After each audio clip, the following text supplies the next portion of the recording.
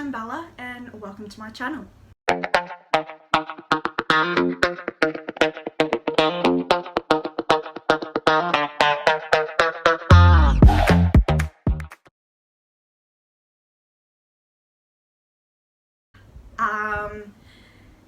What I have to say is, I've only known this man, he's 30 years old, and I've only known him for 1 month or about 3-4 weeks now. I saw him, just need to remember what date it was. It was this month.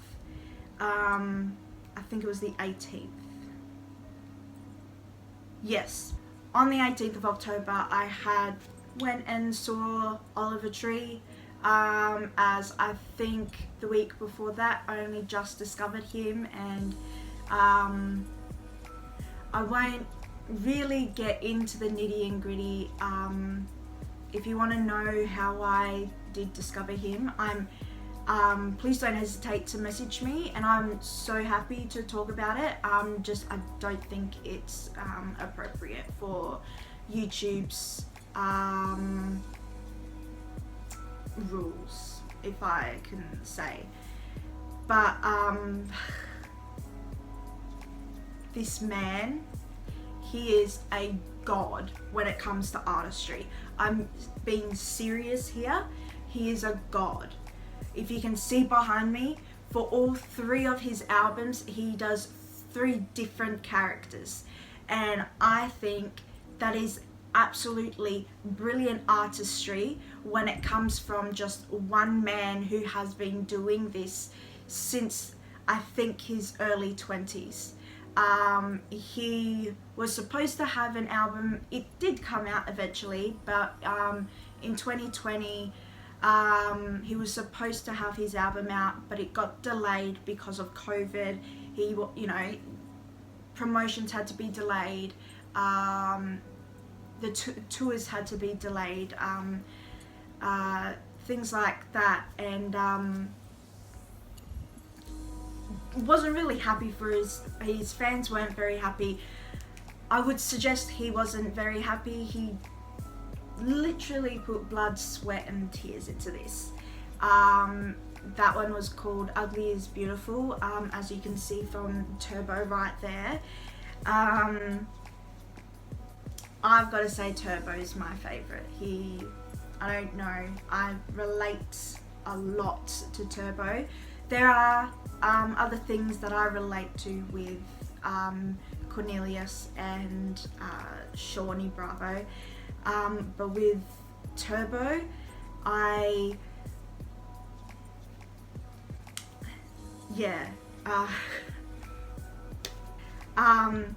just relate a lot to his very first character, Turbo.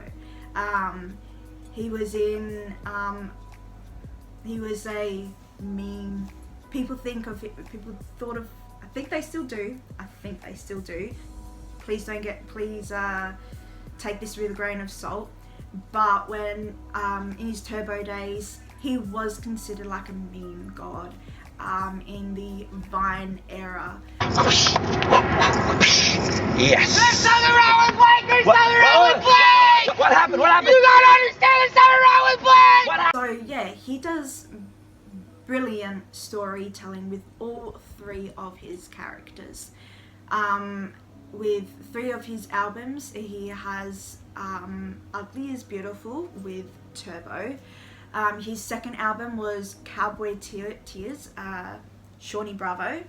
And his recent album that only came out a few weeks ago, Alone in a Crowd, the man with the main character syndrome, Cornelius Cummings. And everything he writes, he produces and he directs himself. There are, when it comes to when he's writing his music, and does his music videos, there is a team, but he has said that he really likes to direct, produce and write his own stuff, which I think is brilliant. I do have to say, if I had to pick a song that I like from each album, from Ugly is Beautiful would probably be, if it was from Ugly is Beautiful, it would probably be, if it was my top 3, it would be Cash Machine, Alien Boy and I'm Gone. The beat is pretty upbeat, but with his lyrics, they have so much meaning to his lyrics. I do relate to some of the songs. But yeah, he makes his music, he doesn't make his music as sad as people portray some of their music. He makes it upbeat. There are some songs that are some sad songs that I think do fit in Oliver's genre. So from his second album, Cowboy Tears, my favorite would, if it was a top 3, would be Sunshine, Get Well Soon, and Freaks and Geeks. Like I said, they have a spin of country to it, but still have the meaning, that the meaningful emotions that Oliver puts into his music, into his songs, and how he portrays it so people can understand what he's feeling, and so that people can go, I feel like that as well. I really like Cowboy Tears. I'm not one who likes a lot of country music. I've never been into country music. It's mostly been pop music, but most of my life it's been, you know, bands and yeah, some singers. But I've never thought that I would like a country album as Cowboy Tears. He, from start to finish, there is storytelling from each song. He also brought a deluxe album out, and that also had storytelling from the first to the last song on his album. It's literally like he's telling the story from start to finish in the form of music, and I sometimes I don't even understand how someone can do that. Like, that is, to me, absolutely astounding. I do have to keep going and talk about the man with the main character syndrome, Cornelius Cummings. I gotta say, having to just find out that this album only just came out a few weeks ago, and I've only just known this man for a few weeks, almost a month now, and this has got to be my favorite album out of all 3 of them. It talks about a lot of some love and a lot of loneliness and sadness, and even though there are some songs where it's very upbeat, I have to say, if you go on his YouTube, he has a trilogy of 3 music videos for Bounce, One and Only, and With You. You do have to watch them in order for you to understand his storytelling.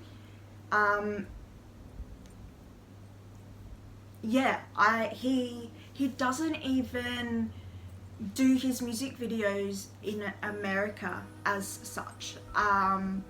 He went all the way to, I think it was the Ukraine for his 3 music videos, the Bounce, One and Only, and